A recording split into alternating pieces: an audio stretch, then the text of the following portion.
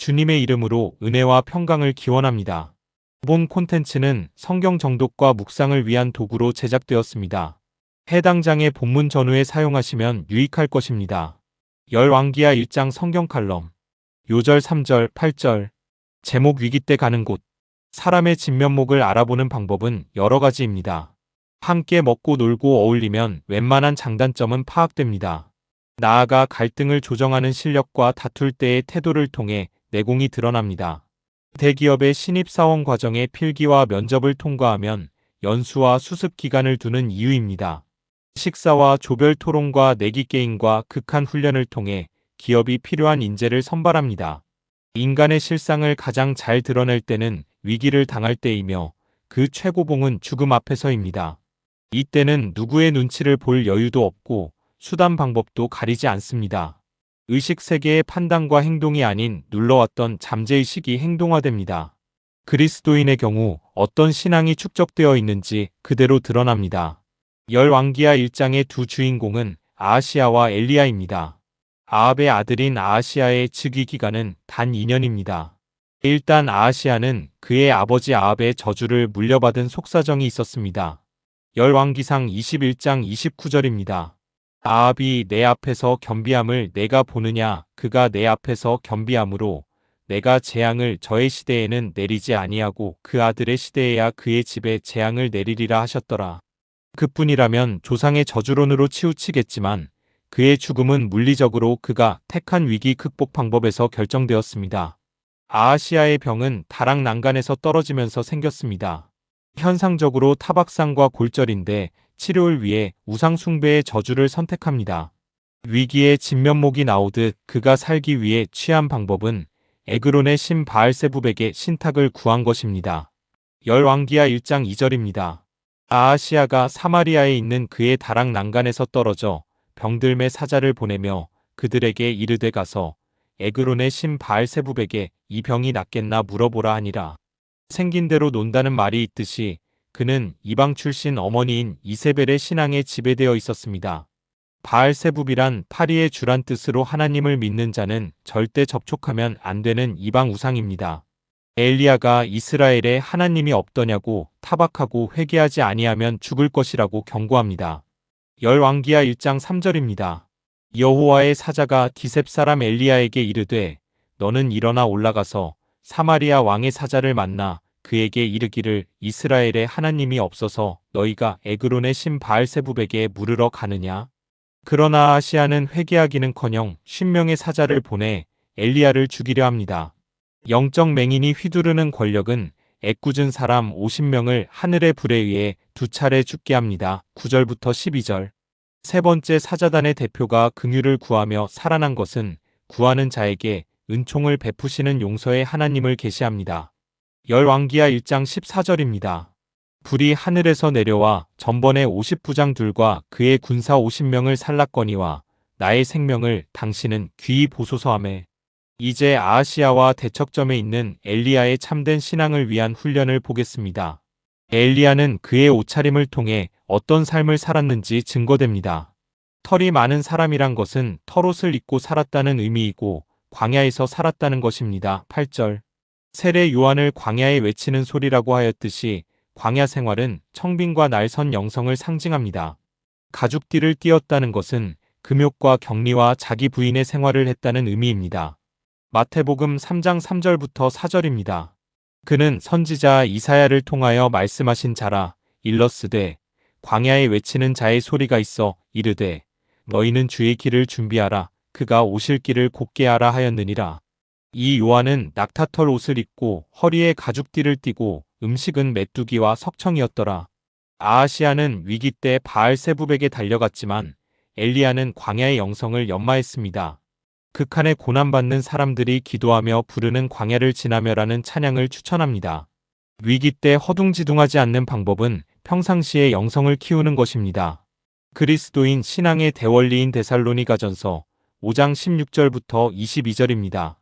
항상 기뻐하라, 쉬지 말고 기도하라, 범사에 감사하라. 이것이 그리스도 예수 안에서 너희를 향하신 하나님의 뜻이니라.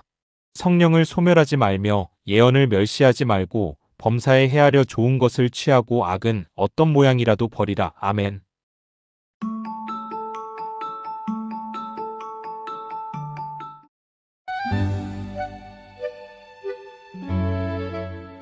주님의 이름으로 은혜와 평강을 기원합니다.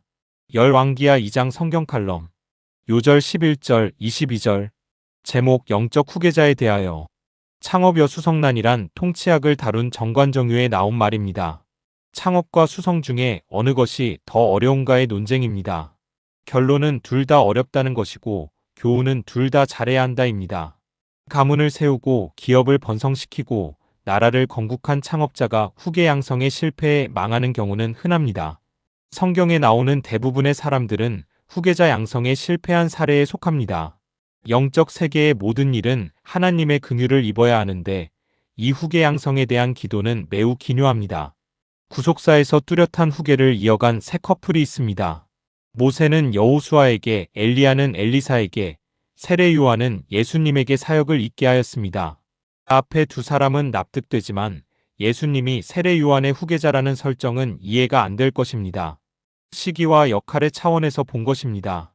예수님은 모세와 엘리야를 비롯한 모든 인물들이 가리키는 구속사의 주인공입니다. 히브리서 1장 1절부터 2절입니다. 옛적의 선지자들을 통하여 여러 부분과 여러 모양으로 우리 조상들에게 말씀하신 하나님이 이 모든 날 마지막에는 아들을 통하여 우리에게 말씀하셨으니 이 아들을 만유의 상속자로 세우시고 또 그로 말미암아 모든 세계를 지으셨느니라. 열왕기상 2장은 엘리야가 후계자인 엘리사를 키우고 능력을 이양하며 권위가 세워지는 장면으로 되어 있습니다. 엘리사는 길갈, 베델, 여리고, 요단으로 이어지는 연단 여행에서 스승의 세 차례 포기 종용을 이겨냅니다. 열왕기하 2장 6절입니다. 엘리야가 또 엘리사에게 이르되 청하건대 너는 여기 머물라 여호와께서 나를 요단으로 보내시느니라 하니 그가 이르되 여호와께서 살아계심과 당신의 영혼이 살아있음을 두고 맹세하노니 내가 당신을 떠나지 아니하겠나이다 하는지라. 이에 두 사람이 가니라. 소명시에 이미 퇴로를 없애버렸기에 나오는 끈기와 용기인데 홍길동전이 생각납니다. 엘리사의 사명에 대한 결단은 주님의 제자 소명시의 원형으로 재현됩니다. 마태복음 4장 21절부터 22절입니다. 거기서 더 가시다가 다른 두 형제 곧 세베대의 아들 야고보와 그 형제 요한이 그 붙인 세베대와 한 가지로 배에서 금을 깁는 것을 보시고 부르시니 저희가 곧 배와 부친을 버려두고 예수를 좇으니라. 엘리야의 사명에 대한 열정은 갑절의 영감을 구하는 것으로 욕심처럼 보입니다. 하지만 실상은 하나님의 사역은 자기 힘으로 할 수 없다는 겸손의 발로로 보아야 합니다. 영적 능력은 과분한 욕심을 부린다고 주어지는 것이 아닙니다. 9절부터 10절. 엘리야의 승천은 에녹의 승천과 함께 예수님 부활의 그림자입니다. 11절. 세례 요한이 주님을 예비하는 사역을 하였듯이 엘리야는 불의 선지자였습니다. 엘리사의 사역이 스승 엘리야와 다른 성격임을 눈치채게 합니다. 요단강 이적은 엘리사의 사적 사역으로 권위를 인정받는 결과를 가져옵니다. 12절부터 17절. 여리고의 물을 고친 사건은 공적 사건으로 공익과 관련되어 있습니다. 백성들과 먹고 마시면서 친구가 되어주신 주님처럼 공동체에 사랑의 이적을 베푼 것입니다. 열왕기하 2장 21절부터 22절입니다. 엘리사가 물 근원으로 나아가서 소금을 그 가운데에 던지며 이르되 여호와의 말씀이 내가 이 물을 고쳤으니 이로부터 다시는 죽음이나 열매 맺지 못함이 없을지니라 하셨느니라 하니 그 물이 엘리사가 한 말과 같이 고쳐져서 오늘에 이르렀더라. 이어서 권위와 능력과 축복을 보여준 엘리사가 저주를 하는 의아한 사건이 발생합니다. 엘리사를 대머리라고 조롱하는 젊은이 중에 42명이 그의 저주로 앙곰에게 찢겨 죽게 됩니다. 열왕기하 2장 24절입니다. 엘리사가 뒤로 돌이켜 그들을 보고 여호와의 이름으로 저주함에 곧 수풀에서 앙곰 둘이 나와서 아이들 중에 42명을 찢었더라. 이 사건은 1차적으로 하나님의 사람을 모욕한 징벌로 볼 수 있습니다. 나아가 하나님의 거룩성을 해치는 성격으로 냉정한 심판이 임한 것입니다. 이 사건은 구세주와 심판주의 양면으로 오신 예수님을 예표한 사건입니다. 고린도전서 1장 18절입니다. 십자가의 도가 멸망하는 자들에게는 미련한 것이요 구원을 받는 우리에게는 하나님의 능력이라. 엘리사의 저주는 즉각 임했지만 주님을 조롱하는 자들의 멸망은 역사 속에서 진행되고 있습니다. 다음 세대가 만홀히 행하지 않도록 후계를 세우는 사명이 우리에게 주어졌습니다.